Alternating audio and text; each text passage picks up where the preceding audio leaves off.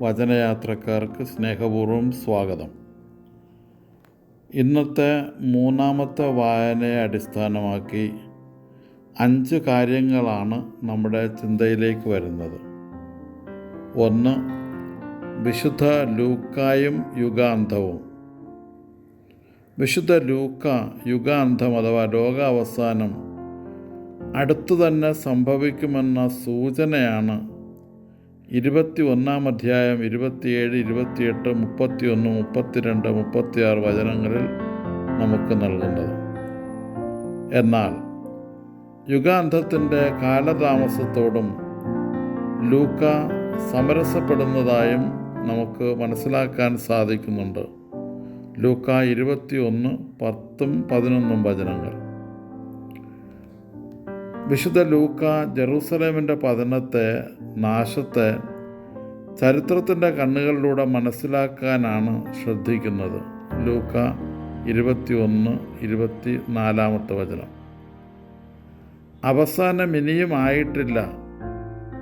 ലൂക്ക 21:9.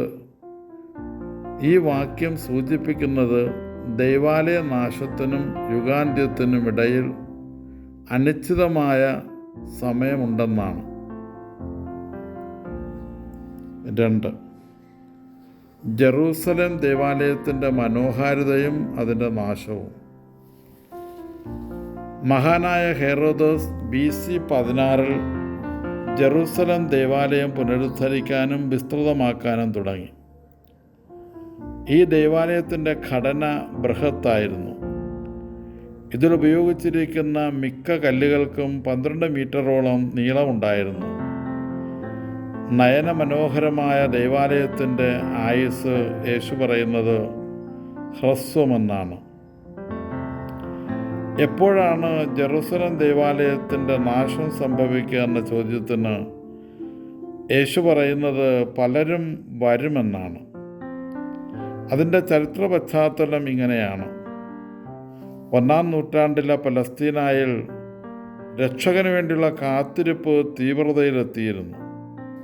പലസ്തീനയ്ക്കു മേലുള്ള റോമിൻ്റെ ആധിപത്യം അവസാനിപ്പിക്കാമെന്നുള്ള അവകാശവാദവുമായി പലരും ഈ കാലഘട്ടത്തിൽ മുന്നോട്ട് വന്നതായി അപ്പസ്തോല പ്രവർത്തനങ്ങൾ 5-ാം അധ്യായം 33 മുതൽ 39 വരെയുള്ള വചനങ്ങൾ അടയാളപ്പെടുത്തുന്നു. ക്രിസ്തു ശിഷ്യരുടെ പീഡനവും.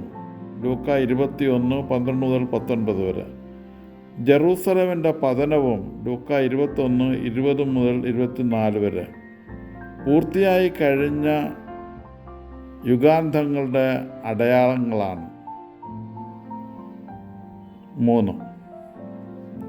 ലോക അവസാനത്തിൻ്റെ 3 ലക്ഷണങ്ങൾ. യേശുവിൻ്റെ ശിഷ്യർ ചിന്തിച്ചത് ജെറൂസലേമിൻ്റെ പതനവും മനുഷ്യപുത്രൻ്റെ ആഗമനവും ലോകാവസാനവും ഏതാണ്ട് ഒരേ സമയം നടക്കുമെന്നാണ്.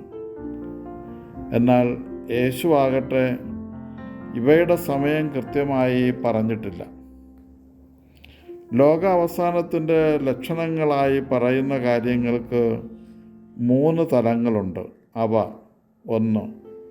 മാനസിക തലം. പാപം പെരുകും, സ്നേഹം തണുത്ത് നിസ്സംഗത രൂപപ്പെടും, ആളുകൾ പരസ്പരം ഒറ്റിക്കൊടുക്കും, വിശ്വാസത്തിൽ അവസാനം വരെ നിലനിൽക്കുന്നവർ രക്ഷിക്കപ്പെടും. 2. ലോകാവസാനത്തിൻ്റെ ലക്ഷണങ്ങളുടെ ശാരീരിക തലം. ക്ഷാമവും പകർച്ചവ്യാധികളും ഭൂകമ്പങ്ങളും ഉണ്ടാകും. 3. ആത്മീയതലം. വിശ്വാസത്തിൽ നിന്ന് വ്യതിചലനമുണ്ടാകും. വ്യാജ പ്രവാചകന്മാർ ജനങ്ങളെ വഴിതെറ്റിക്കും. മതപീഡനങ്ങളുണ്ടാകും. സുവിശേഷം ലോകമെമ്പാടും പ്രസംഗിക്കപ്പെടും. 4. ജീവൻ നേടുന്നവർ അഥവാ രക്ഷ നേടുന്നവർ ആരൊക്കെ? ജലത്താലും ആത്മാവിനാലും വീണ്ടും ജനിക്കുന്നവർ. യോഹന്നാൻ 3, 1 മുതൽ 11 വരെ.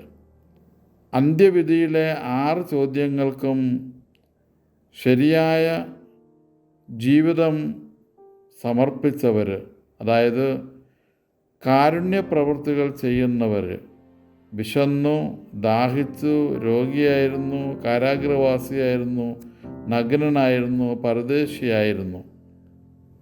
ഇവരിൽ ആർക്കെങ്കിലുമൊക്കെ ചെയ്തു കൊടുക്കുന്ന സഹായം യേശുവിന് ചെയ്യുന്ന സഹായമാണ്.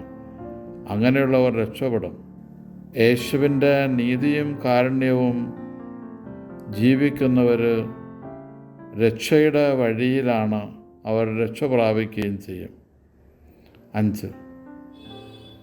വഴിതെറ്റാതിരിക്കാൻ ശ്രദ്ധിക്കേണ്ടവ: